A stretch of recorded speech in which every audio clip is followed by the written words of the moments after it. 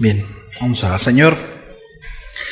Muchas gracias por este tiempo. Ponemos en tus manos, Señor, el tiempo de enseñanza.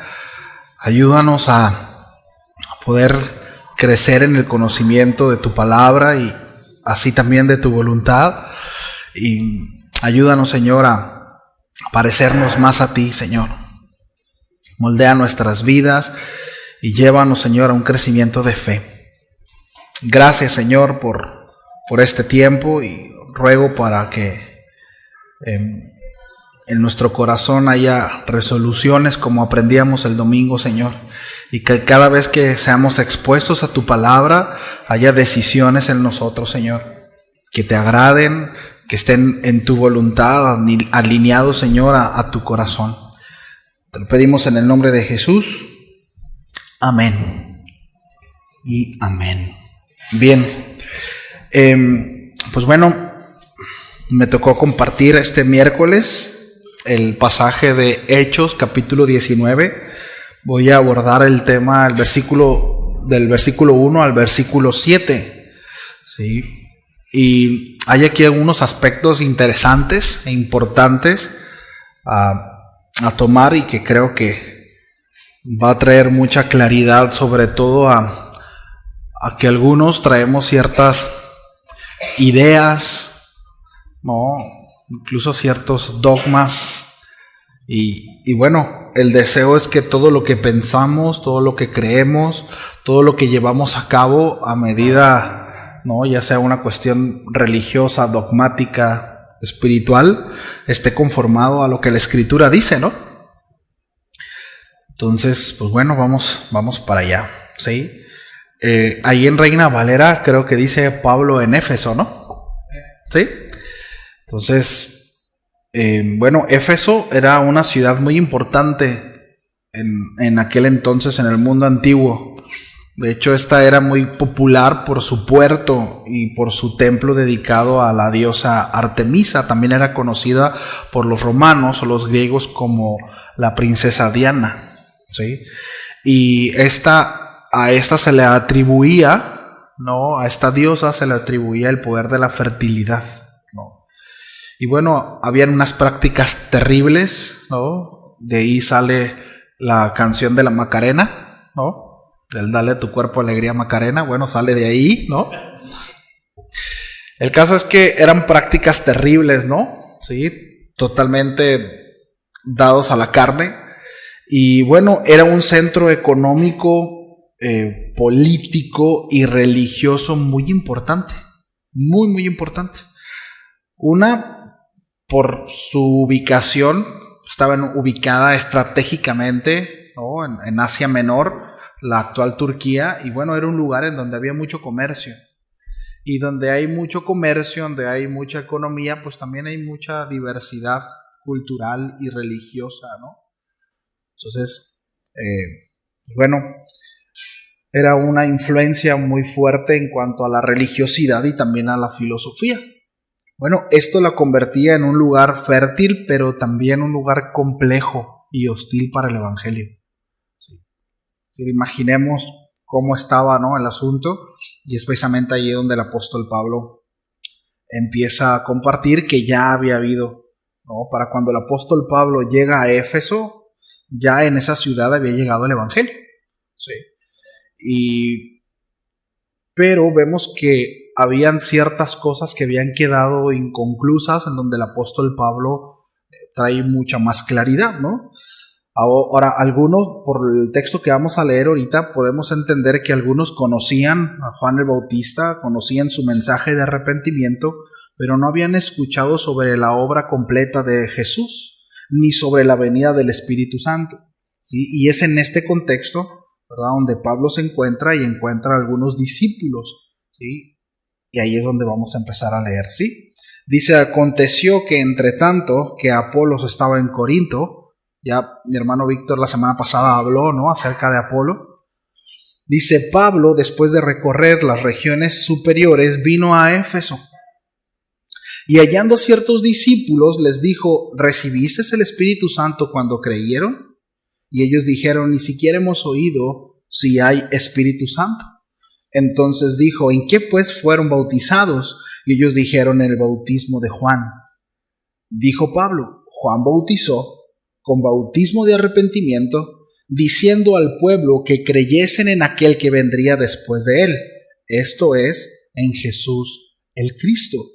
Cuando oyeron esto, fueron bautizados en el nombre del Señor Jesús, y habiéndole impuesto Pablo las manos, vino sobre ellos el Espíritu Santo, y hablaban en lenguas y profetizaban.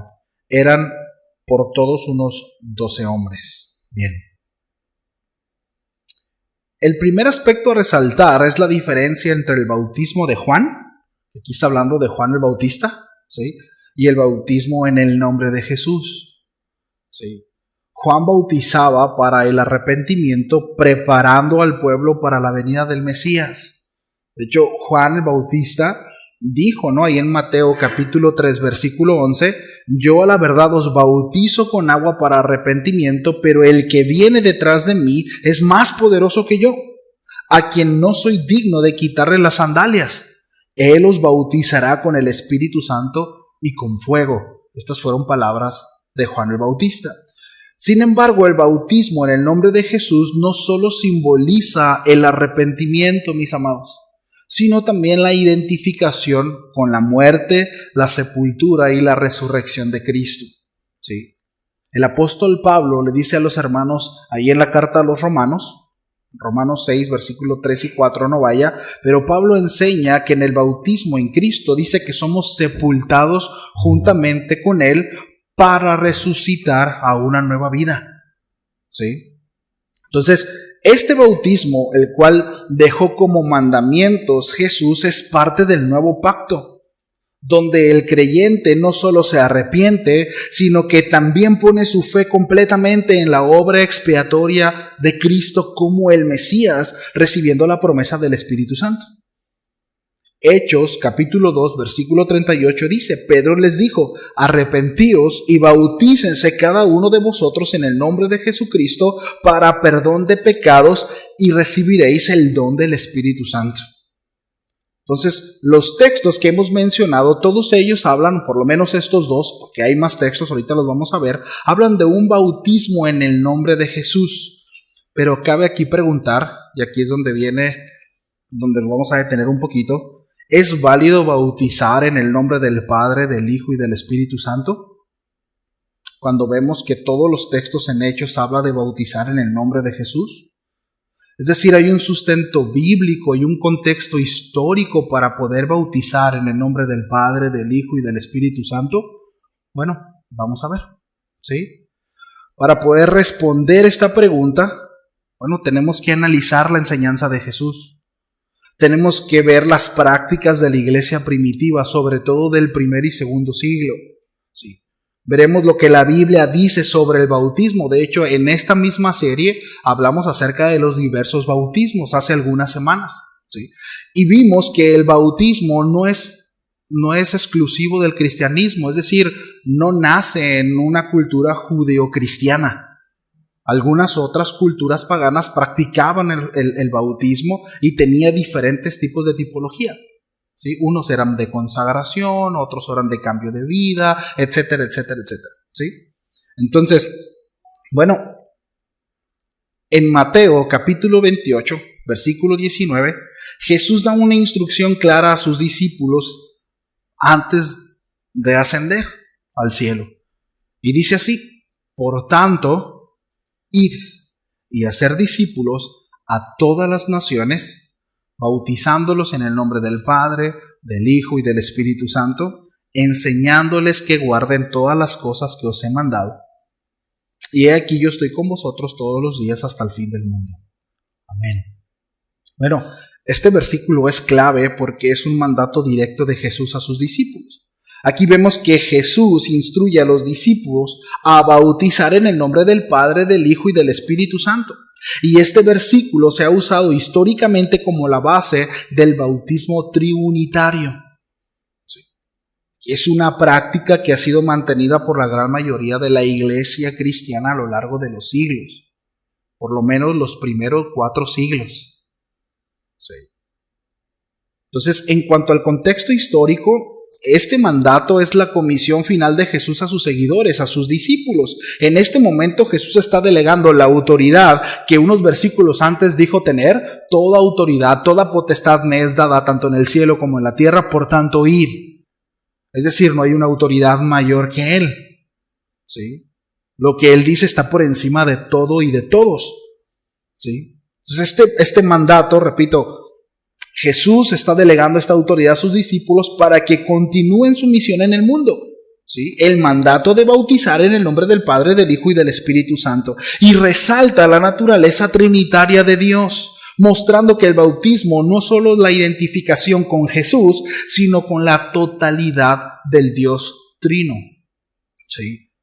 Algunos dirán, bueno, pastor, este texto está manipulado. Por tanto, no puede tomarse como norma. Bueno, vamos a ver qué enseña la Biblia al respecto. ¿Sí? En el libro de los Hechos encontramos múltiples ocasiones donde se menciona el bautismo en el nombre de Jesús. Por ejemplo, en Hechos 2:38, Pedro dice, arrepentíos y bautícese cada uno de vosotros en el nombre de Jesucristo para perdón de los pecados y recibiréis el don del Espíritu Santo. Este no es el único pasaje donde se menciona el bautismo en el nombre de Jesús. Los voy a citar. Hechos capítulo 8, versículo 15 y 16 dice, los cuales, habiendo venido, oraron por ellos para que recibiesen al Espíritu Santo, porque aún no había descendido sobre ninguno de ellos, sino que solamente habían sido bautizados en el nombre de Jesús. Hechos 10:48, y mandó bautizarles en el nombre del Señor Jesús. Entonces le rogaron que se quedasen por algunos días. Y finalmente Hechos 19:5, cuando oyeron esto fueron bautizados en el nombre del Señor Jesús. Vemos que los apóstoles bautizaban en el nombre de Jesús. Y esta práctica era muy común en la iglesia primitiva y algunos interpretan que esta es la única fórmula válida para el bautismo dada su frecuencia en los textos del Nuevo Testamento, sobre todo en el libro de los Hechos. Ahora, ¿es una contradicción a lo que Jesús mandó o acaso es un complemento? Bueno, algunos han visto una aparente contradicción, sobre todo aquellos que rechazan la Trinidad, aquellos que no reconocen la Trinidad. ¿Sí? Para ellos esto es una contradicción, ¿verdad? Contradicen el mandato de Jesús de bautizar en el nombre del Padre, del Hijo y del Espíritu Santo, según como dice el Evangelio de Mateo. Pero el asunto es, ¿verdad?, acerca de la práctica primitiva de bautizar en el nombre de Jesús, según el libro de Hechos. Sin embargo, esta aparente discrepancia puede explicarse al nosotros poder verificar algunos factores en la salvación y en las enseñanzas del Señor Jesús. ¿Sí? Un punto importante es la unidad en la triunidad. ¿Sí? Es decir, cuando la iglesia primitiva bautizaba en el nombre de Jesús, no estaban rechazando el bautismo trinitario.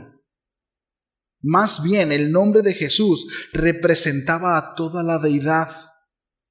En los tiempos del Nuevo Testamento, el nombre representaba la autoridad y el poder de una persona. Por lo tanto, al bautizar en el nombre de Jesús, se estaba reconociendo su autoridad como Señor y Salvador. Y esto no excluía la obra del Padre y del Espíritu Santo.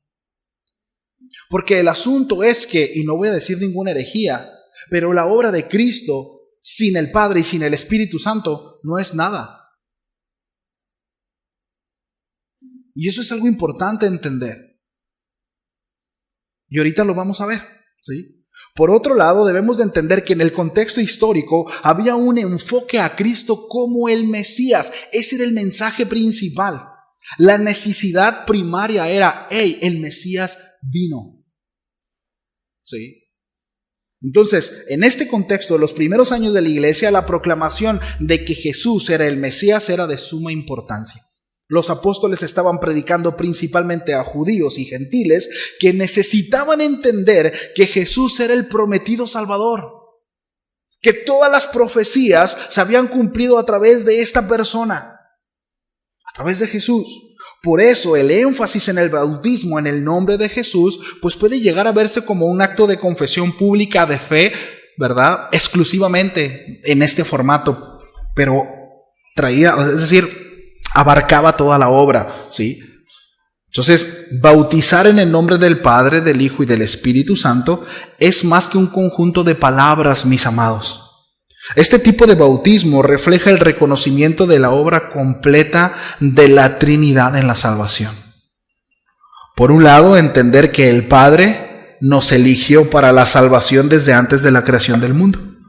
Según el apóstol Pablo le escribe a los Efesios en su carta, en el capítulo 1, versículos 4 y 5, dice, según nos escogió. ¿Quién nos escogió? El Padre.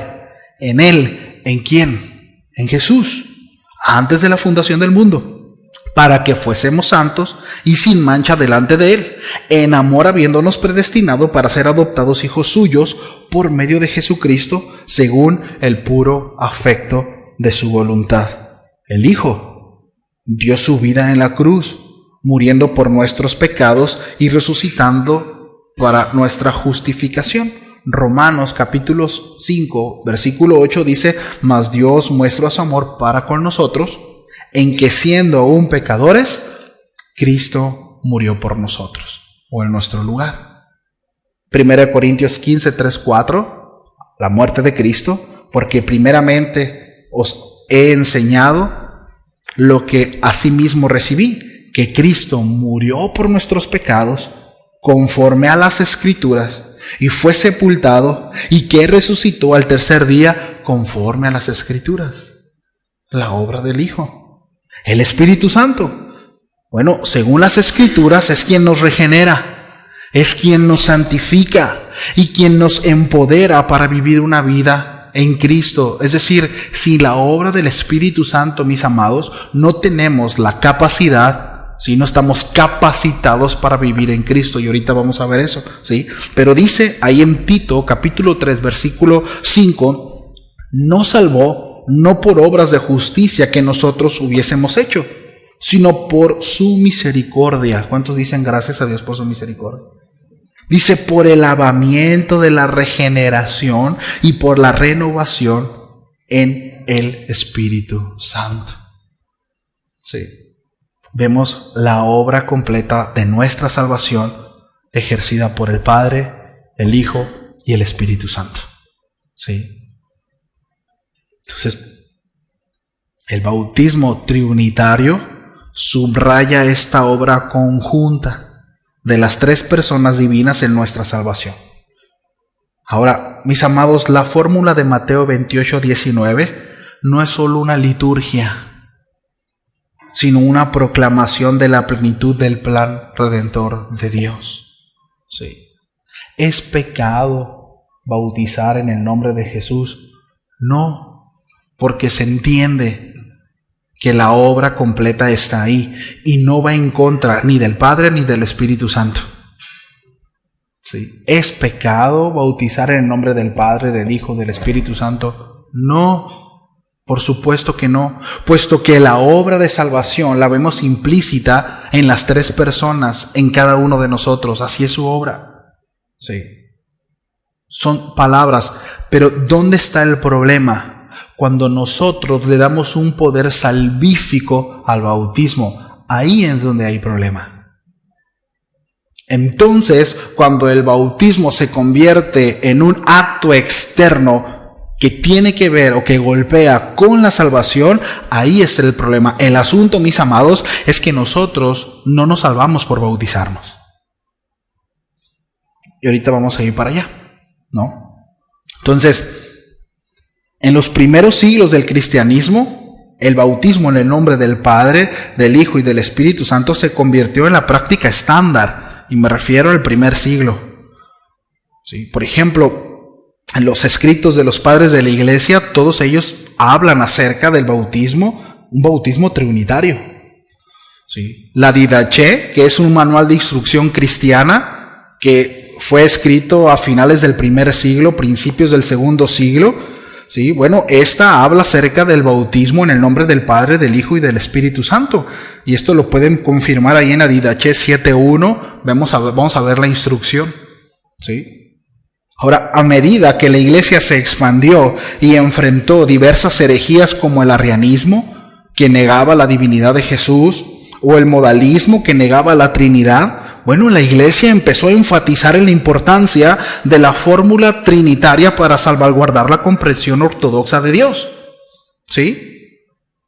Pero bueno, esto no significaba una contradicción con los bautismos en el nombre de Jesús que vemos ahí en Hechos, ¿sí? Sino aclaraba que toda la Trinidad estaba involucrada en el bautismo. ¿Sí? No sé si quedó clara esa parte, ¿sí? Entonces, como conclusión de este punto, ¿es válido bautizar en el nombre del Padre, del Hijo y del Espíritu Santo? Sí, absolutamente válido. Bautizar en el nombre del Padre, del Hijo y del Espíritu Santo, tal como lo enseñó Jesús en Mateo 28:19. Esta fórmula refleja, repito, la plenitud de la obra de Dios en la salvación. Y ha sido una práctica aceptada por la iglesia desde sus inicios. A la vez, el énfasis en el bautismo en el nombre de Jesús en el libro de los Hechos no contradice esta práctica, mis amados, sino que pone en relieve la centralidad de Jesús en el plan de salvación. ¿Sí? Por tanto, no debemos ver estas dos fórmulas como opuestas, sino como complementarias. El bautismo en el nombre de Jesús sigue siendo válido porque reconoce la autoridad y la obra redentora de Cristo, pero también el bautizo trinitario, ¿sí? Entonces, lo esencial es que el bautismo sea una expresión de fe en Jesús. Eso es lo trascendente, ¿sí?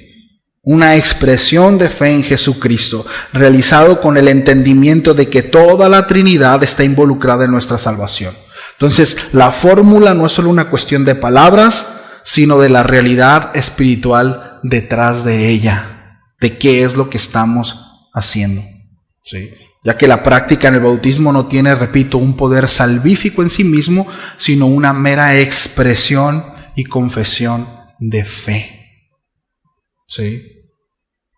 Entonces, somos salvos por gracia, por medio de la fe en Cristo Jesús. Ahí está la salvación. Sí. Yo he escuchado, y lo digo con mucho respeto, ¿no? Pero decir, se murió, sí creía, pero no se alcanzó a bautizar. O lo bueno que se murió, pero un día antes se bautizó. Familia, el bautismo no tiene un poder salvífico. Por lo menos no lo vemos en las Escrituras. Sí.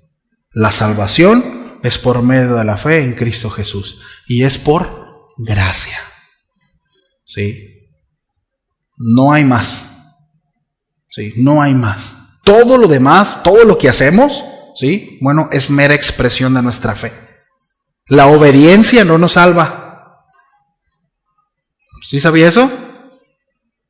La obediencia es una expresión o es una manifestación de que hemos nacido de nuevo. Pero no me salvo por mi obediencia, porque no es por obras, para que nadie se gloríe. Es por gracia. Y el bautismo es un acto de obediencia. ¿Por qué nos bautizamos, pastor, entonces? Porque obedecemos. ¿Por qué nos congregamos? ¿Para no irnos al infierno? ¿Para salvarnos? No, porque obedecemos. ¿Sí nos damos cuenta? Son actos de obediencia. Pero no me salvo, ni yendo a la iglesia, ni bautizándome, sino recibiendo con fe la salvación que me ha sido dada por gracia. Él me la dio, Él la entregó, Él quiso matar a su Hijo por mí, en mi lugar, y yo reconozco eso, y me lleva a arrepentirme de mis pecados, y a tomarlo como mi único pago suficiente para entonces poder tener una relación con el Padre. Porque no hay otra manera en que yo pueda relacionarme con Él. No me alcanza. No tengo las intenciones suficientes para mantener, ¿no?, mi voluntad a flote y entonces portarme de tal o cual manera. No da. No me alcanza. ¿Sí? Entonces, dicho todo esto, entramos a otro tema que vemos aquí en este texto, que es la imposición de manos. ¿Sí? Un acto simbólico y tradicional Y aquí también me voy con cuidado, pero es importante que lo veamos, ¿no? Otro aspecto importante en este pasaje, repito, es la imposición de manos. En las Escrituras la imposición de manos tiene un trasfondo profundo, ¿sí? Tanto en el Antiguo Testamento como en el Nuevo Testamento. En el Antiguo Testamento vemos la imposición de manos como un acto simbólico para conferir bendición, como en el caso de Isaac, ¿no? Bendiciendo a Jacob, ¿recuerdan? Incluso fue engañado, ¿no? Y después de que él bendijo a Isaac, después llega Esaú y le dice, papá, ahora sí, ¿no? Bendíceme. Le dice, compadre, el asunto es que ya transferí, ya impuse manos. Yo ya di la bendición. ¿Sí? Ya no lo tengo, porque ya lo proclamé. ¿Sí? Esta también es una práctica que no es exclusiva de la cultura judío-cristiana.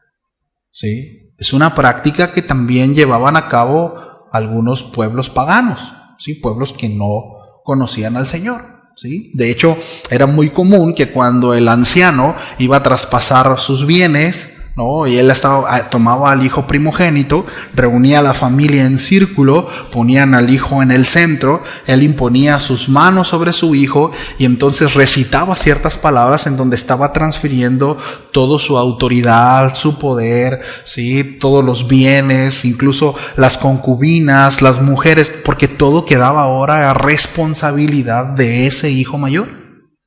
Él ahora tenía que hacerse cargo de todo. Y la manera, como no había pluma y hoja, ¿verdad? Y cuaderno, bueno, había una nube de testigos alrededor, donde él imponía manos y como símbolo, ¿verdad? Transfería esa bendición y esa autoridad, así como sus bienes a su hijo mayor. Y en ese momento él ya se podía retirar a morir en paz, porque a partir de ese momento él no se tenía que preocupar por nada. Ya le tocaba al hijo. ¿Sí? Bueno, esto era una práctica común en pueblos que no tenían que ver con el Señor, ¿sí?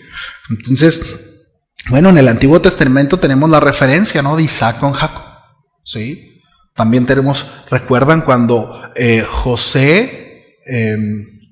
Jacob bendice, ¿no? A los hijos de José allá en Egipto, ¿no? Que impone sus manos, ¿sí? Bueno, esto era también era símbolo de consagración, es decir, para consagrar a alguien, como en el caso también de la ordenación de Josué por Moisés. ¿Recuerdan? Moisés, ahí en Números 27, dice que impuso mano sobre Josué y lo ordenó. ¿Sí? Bueno, en el Nuevo Testamento la imposición de manos se utiliza como un medio para transferir el poder del Espíritu Santo, y lo vemos en Hechos capítulo 8 versículo 17. Entonces dice, le imponían las manos y recibían el Espíritu Santo. Ahora, es importante, lo estoy mencionando desde la perspectiva de adentro hacia afuera, como una cuestión, repito, de tradición, ¿sí? Y simbolismo. Y ahorita voy a decir, porque la realidad es que como seres humanos, pues nos vamos de boca, ¿no? Y de repente hay los excesos, ¿no? Y le damos poderes a cosas, ¿no? A ciertas liturgias que en realidad no tienen poder en sí mismos. ¿Sí? Entonces, este acto de imposición de manos, ¿sí? Bueno, nos recuerda, mis amados, que Dios utiliza medios visibles para manifestar su gracia invisible. Dios en su soberanía permite que sea así, ¿sí? Porque es una manera de expresar, ¿sí? Porque no es lo mismo, ¿verdad? A ver, y aquí me voy a la experiencia, ¿va? Aquí es una mera experiencia. Eso no pretendo dogmatizar absolutamente nada. Pero no es lo mismo, ¿verdad?, que nosotros oremos por nuestros hijos desde la recámara a la recámara, ¿no? Al final nos estamos dirigiendo a Dios y Dios es quien, a cuando vamos con ellos y los abrazamos o tocamos su cabecita o ponemos nuestra mano en su pecho y nos está escuchando nuestra oración, ¿verdad que no es lo mismo? Repito, lo digo desde la experiencia. O no es lo mismo, ¿verdad?, que alguien le diga, sí, bro, estoy orando por ti, a que se acerque, ¿no?, y ponga su mano en su pecho con respeto o en el hombro y diga, brother, déjeme hacer una oración por usted. ¿Verdad que no es lo mismo? Repito, no estoy dogmatizando nada, sino lo estoy diciendo desde la experiencia, ¿no? Ahora, Dios usa medios visibles para manifestar su gracia invisible. ¿Sí? Dios utiliza esto. Dile al que está a tu lado, Dios te utiliza. Dios quiere utilizarte. Sí. No soy Dios, ¿verdad? O no eres Dios, pero muchas veces Dios se vale precisamente de su cuerpo para extender su amor y su misericordia. ¿Cierto? ¿Y a poco no es bueno una palmadita de repente, o una exhortada, o una oración, repito? ¿Sí? Y dices, yo sé que esto fue de parte del Señor. Pero lo utilizó usted. Dios utilizando medios visibles para manifestar su gracia invisible. Entonces, aunque la imposición de manos no produce, y esto es bien importante, familia, no produce el Espíritu Santo, nosotros vemos que sí era un medio que Dios utilizaba para mostrar su obra y la conexión espiritual entre los creyentes. Sí. Es decir, no está formulando un dogma, y ahorita vamos a verlo. Sí. Entonces, en muchas culturas antiguas, como mencionaba ahorita, incluidas las paganas, se practicaba la imposición de manos. Sí. Como un símbolo de transferencia de bienes, de autoridad o de bendición, especialmente hacia los primogénitos. Sí, esta práctica ritual era común en diversos contextos y no se limitaba a la tradición judío-cristiana. Entonces, en las culturas paganas, la imposición de mano podía simbolizar la transferencia de poder o herencia, ¿sí? Como ya lo mencioné ahorita. Por ejemplo, en las culturas egipcias o mesopotámicas y otras también se realizaban actos simbólicos que involucraban la imposición de manos, ya fuera para conferir poder o para señalar la sucesión de la realeza. Sí, bueno, el que sigue de igual manera se transfería, ¿verdad?, a través de este ritual de imposición de manos, ¿no? Un ritual de sacerdocio o bendiciones dentro de los clanes. Entonces, este trasfondo pagano de la imposición de manos muestra cómo este gesto era visto de manera general como un símbolo de transmisión de algo significativo, ¿sí? Como autoridad o favor divino. Sin embargo, en la Biblia el concepto toma un enfoque mucho más claro y espiritual vinculado a la obra de Dios a través de sus siervos, especialmente en relación con la bendición divina y en el nombramiento y en la implicación del Espíritu Santo. Ahora, debemos de entender que Dios, de nuevo, utilizando esa misma frase, Dios utilizando, ¿sí?, cuestiones visibles para mostrar su gracia invisible, bueno, el Señor usa medios y usa aspectos que nosotros podemos entender para que podamos comunicarnos con Él. Cuando el Señor hace un pacto con Abraham, ¿sí?, bueno, lo que ellos hicieron allá en Génesis, ¿sí?, que mataron al corderito, ¿verdad?, y lo pusieron ahí, y dice que el Señor puso a dormir a Abraham, ¿verdad?, que lo llevó a un sueño profundo, y que el Señor juró por sí mismo. Bueno, esa era una práctica pagana. ¿Pero por qué el Señor hizo eso? Bueno, porque era la manera en cómo Abraham entendía el compromiso que tenía que hacer con otra persona, en este caso con el Señor. ¿Me explico? O sea, pues Dios, en su infinita misericordia, porque la realidad es que para que nosotros podamos entender a Dios, es imposible, ¿no? Bueno, Dios nos habla a través de cosas que podamos entender. Por eso es interesante ver al apóstol Juan teniendo la visión en Apocalipsis, diciendo, era como.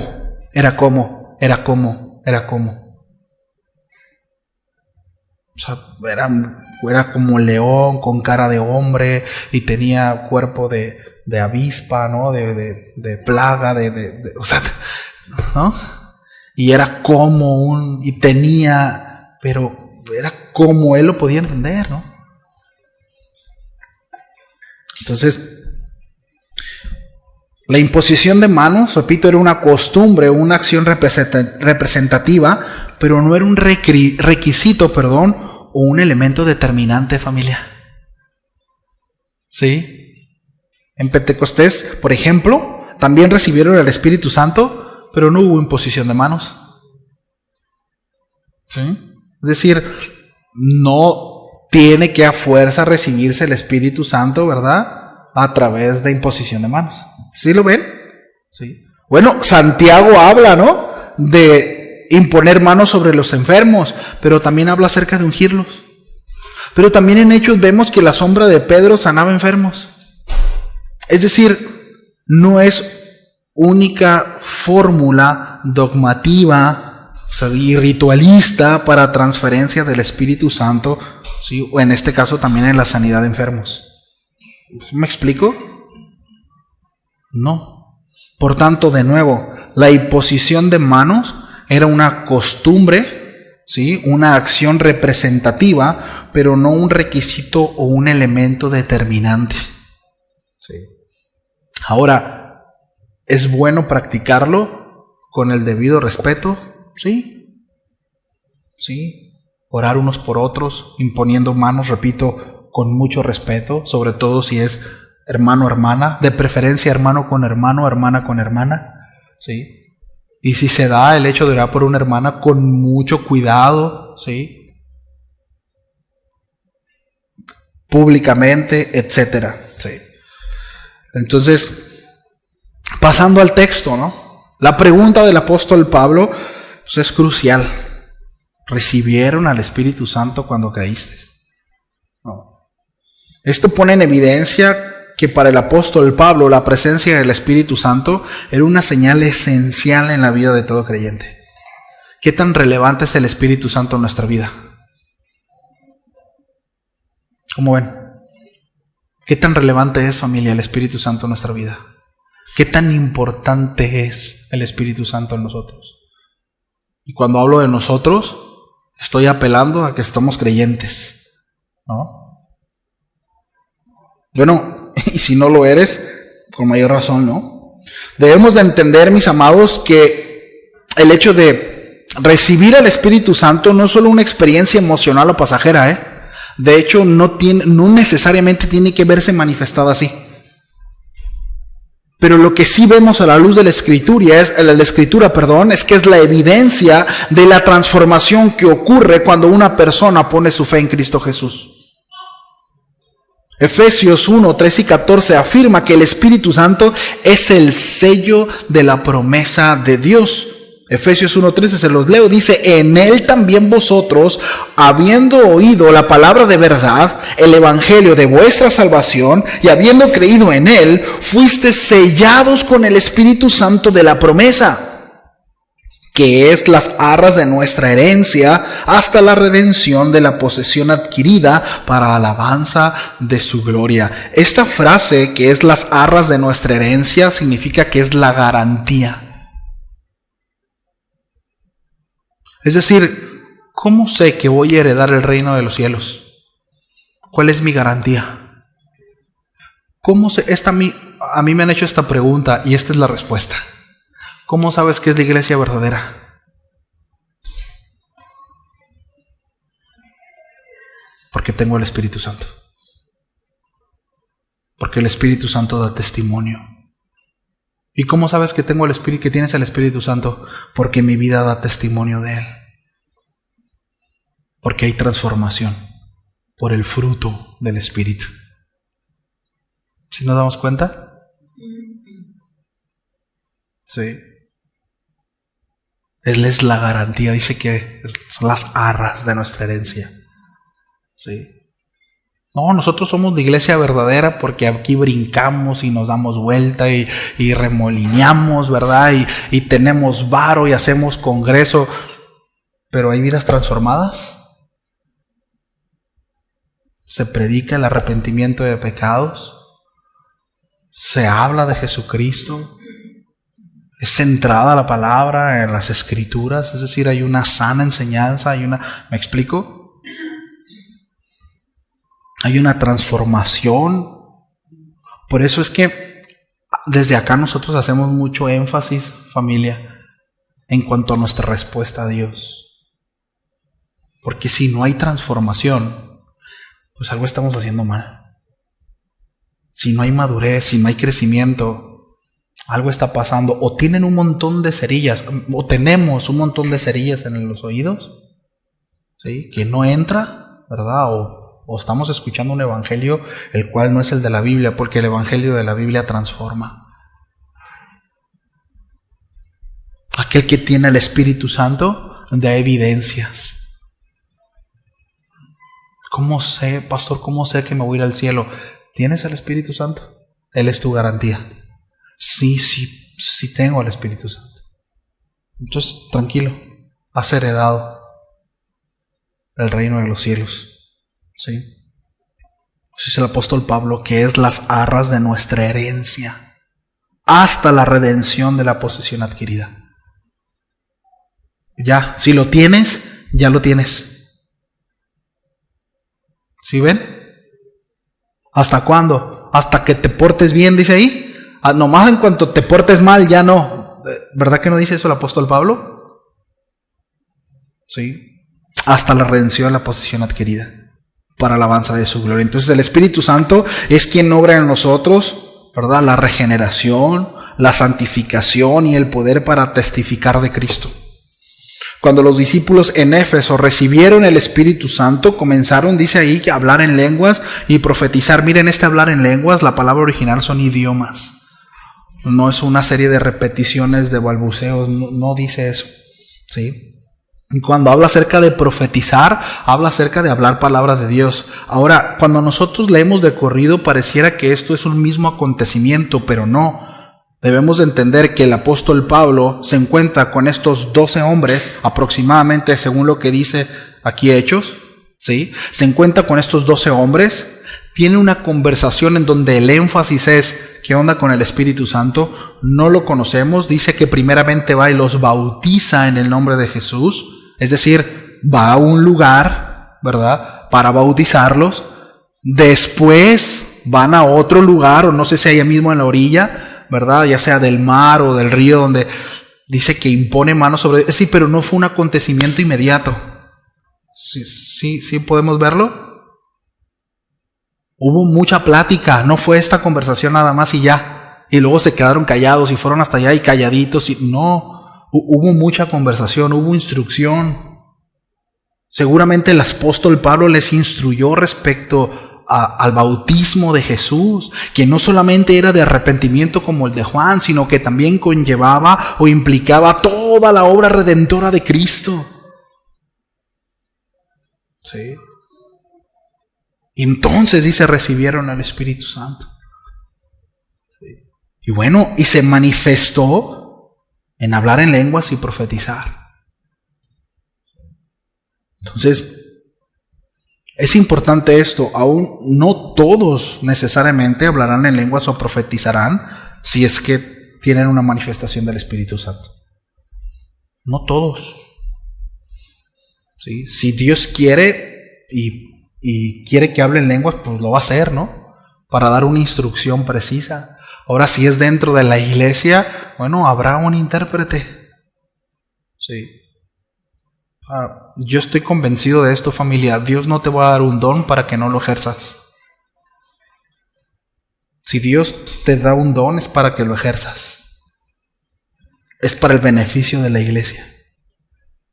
¿Sí? Y Dios no tiene problemas de bipolaridad, ¿no? Es decir, Dios no va a desdecirse de lo que dice la palabra. Y si nosotros tenemos como toda verdad la Escritura, bueno, el Señor obrará conforme a la Escritura. ¿Cierto? O sea, de repente escucho, no, es que quieren encuadrar a Dios. No queremos encuadrarlo a Dios. No podemos encuadrar a Dios. Nosotros no podemos manipular a Dios. Pero ciertamente el Señor no va a obrar fuera de lo que Él estableció como verdad y como norma. ¿Cierto? ¿Cuántos están aquí? ¿Sí? ¿Tienen sueño, no? A mí me está dando sueño a mí también. Conclusión. El pasaje de Hechos 19, del 1 al 7, nos enseña que la plenitud del Evangelio incluye no solo el arrepentimiento, repito, sino la fe en Cristo Jesús y la recepción del Espíritu Santo. Sí. Es decir, aquel que ha creído para salvación, ha recibido al Espíritu Santo, sí, y como precisamente un sello, ¿verdad?, que garantiza que es del Señor. Sí. Ahora, esto es diferente a la llenura del Espíritu Santo. ¿no? Cuando habla acerca de ser llenos del Espíritu Santo, bueno, esa es una responsabilidad que cada creyente tiene, ¿sí? De ir a la palabra, de estar escuchando la Escritura, ¿verdad? De no contaminarse, y si se contamina, sacar y meter al Señor, ¿verdad? Y estar constantemente, estarnos llenando del Espíritu Santo, ¿sí? Esto, mis amados, esta manifestación o este recibir del Espíritu Santo, ¿sí? Solamente lo ves en aquellos que por primera vez han recibido salvación, ¿sí?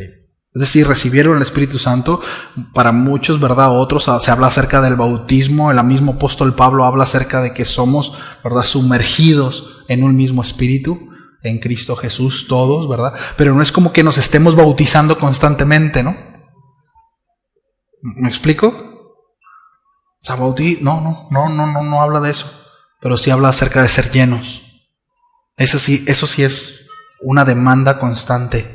De ser lleno, ¿sí? Y lo mismo en cuanto a lo otro, ¿no? Del famoso bautismo del Espíritu Santo. Pues bueno, no es como que cada 15 días me tengo que andar bautizando en el Espíritu, ¿no? Para entonces experimentar, ¿verdad? Y que mi cuerpo se estremezca y luego caer al piso y caer en un desorden. No, eso no vemos en las Escrituras. Eso es otro asunto, ¿sí? Y bueno, y si en algún momento el Señor, en su soberanía, ¿verdad?, quiere usar a alguien así, bueno, pues ya se verá, ¿no?, cuando se levante. Esta frase, saludos a Juanita, pero él me decía: Ángel, no te sorprendas en cómo caen, sino cómo se levantan, ¿no? Ahora que fuimos a Oaxaca, saludos al pastor Abacú, pero él me platicaba, ¿no?, de una jovencita de hace muchos años que trabajaba con ellos, pero ellos la conocían, ¿no? Y el asunto es que cada que iban a reuniones, pues iba al frente y se caía, ¿no? Y hacía su manifestación ahí, bueno. Y luego otra vez iban a otra reunión y pasaba al frente y dice, el asunto dice es que pues seguía igual, ¿no? O sea, seguía igual de mentirosa. Dice que en una ocasión estaba ahí, cayó a sus pies, ¿no? Y que le dijo, mira, digo, si estás haciendo, yo te conozco, ¿no? Que estaba ahí en el suelo, yo te conozco, le dijo. Mira, si esto es tuyo, vale más que te levantes, le dijo. Dice, si es del Señor, dice, pobre de ti que te levantes igual. Y le dio una lista, ¿no?, que ya le tenía preparada. Dice que se levantó y se quedó sentadita a un lado, ¿no? Muchas veces en nuestro deseo, ¿no? Pero podemos ser más nosotros. Miren, si Dios va a hacer algo en nosotros de manera sobrenatural, pues se evidenciará, ¿no? Y con esto no estoy diciendo que seremos perfectos y que no estamos en un proceso, por supuesto que no. Por supuesto que no. Pero sí habrá evidencias, porque si algo es claro en la Escritura es que todos los milagros y todas las obras de Dios sobrenatural siempre tienen un propósito, no es nomás porque sí. No es nomás porque sí. O sea, es que veo el color rojo, ¿verdad?, en tu vida y o sea, ¿qué trasciende eso? ¿Me explico? ¿Y qué? O sea, a mí me tocó estar en una iglesia donde practicaban profecía. Ponían a los niños en hilera, uno enfrente y otro.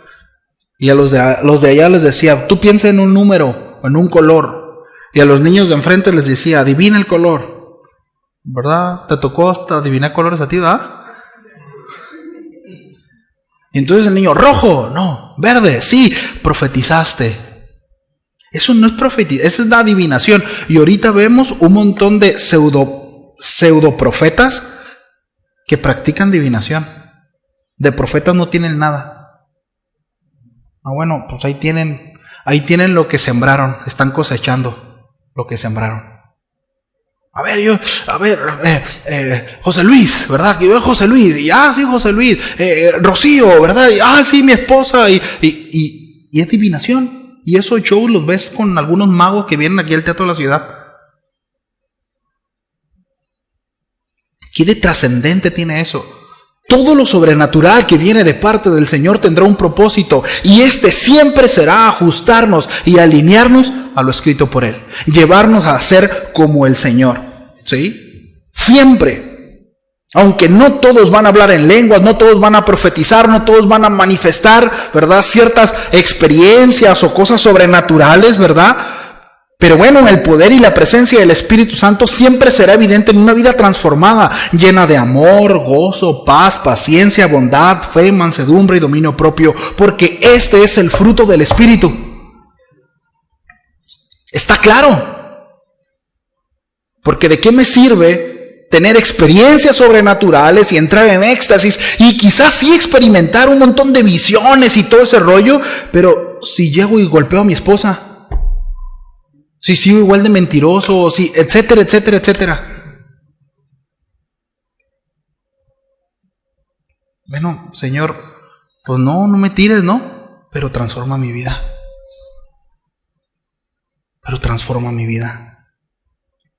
Cámbiame, Señor. Hazme un hombre más amoroso. Ayúdame, Señor, necesito dominio propio. Ayúdame, Señor, a poder ser generoso con mis hermanos. Ayúdame a no ser tan egoísta, etcétera, etcétera. Señor, quiero reflejar tu carácter. Sí.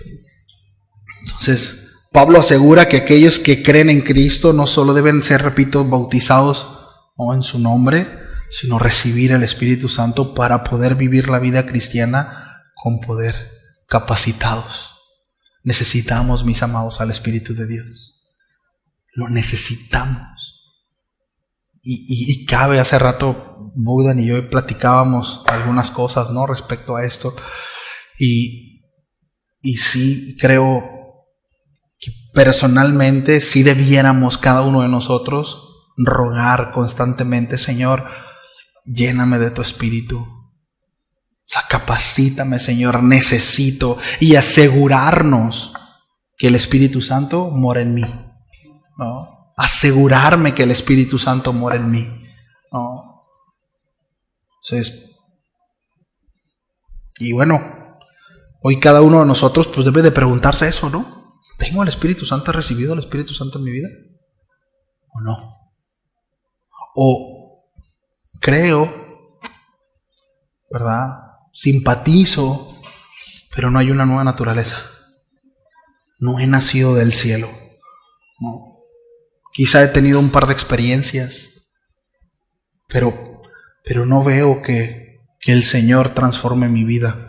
Me la paso en mis fuerzas y se me acaban las fuerzas y caigo y ando así, ¿no? Como, ¿cómo se llamaba el bailador que da un pasito para adelante y otro para atrás? Como Sergio, ¿no? No vino Sergio, hermano Sergio, ¿verdad? Y andamos como Sergio el bailador, ¿no? Con un pasito para adelante y otro para atrás. Y miren, no importa que avancemos poquito. No importa, poquito y despacito, pero que avancemos. Que cuando volteemos atrás digamos: no, sí, llevo 16 centímetros avanzado, pero avancé. Y entiendo y estoy convencido que no fue más que por la obra del Señor, porque en mis fuerzas jamás hubiera podido avanzar ni un solo centímetro, puesto que mi carne se resiste a todo lo que procede de Él.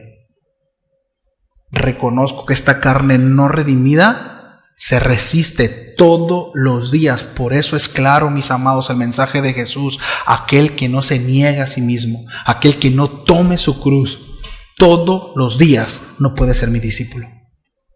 Es todo el tiempo. Él ya nos dio la capacidad. Él ya nos habilitó. Él ya puso las cosas sobre la mesa, ¿verdad?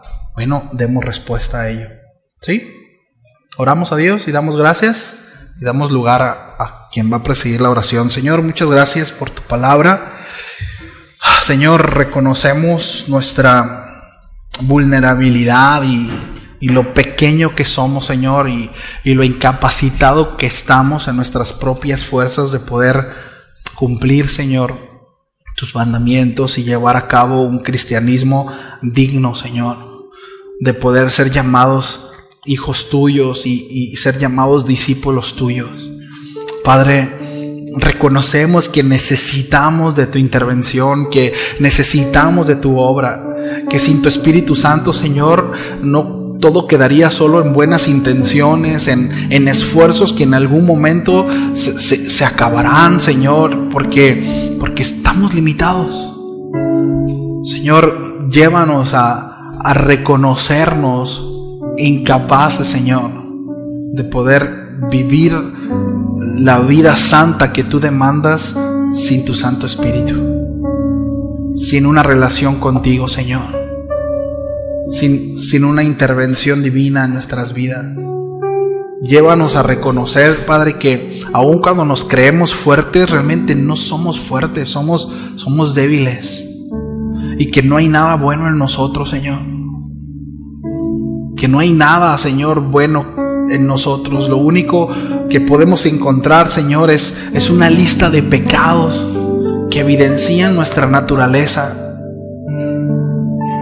Pero Dios, tú has hecho la obra. Tú nos has llamado con llamamiento santo. Tú has hecho la obra y has pagado el precio. Y has pagado nuestra deuda, Señor. Y pones delante de nosotros ese camino de santidad por el cual debemos andar. Si tan solo entendiéramos que no es esforzarnos, Señor, en nuestras fuerzas, sino esforzarnos en ti, poner nuestra esperanza en ti, descansar en ti, y tú harás en nosotros.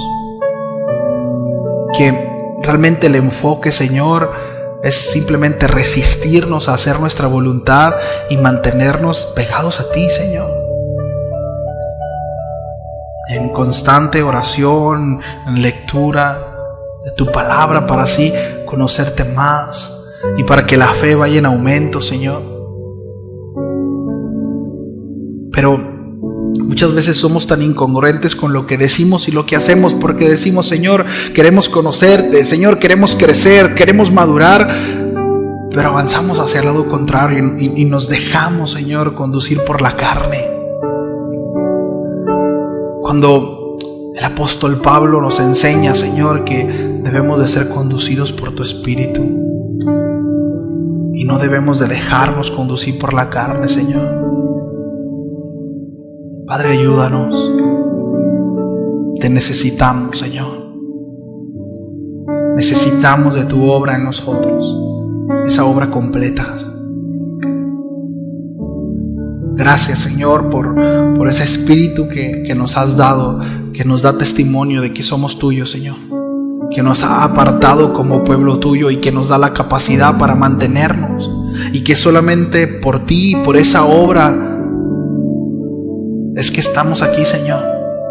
Y solamente por ti y esa hermosa obra de tu Espíritu Santo es que hemos podido mantenernos, y no solo eso, sino que hemos podido avanzar, Señor.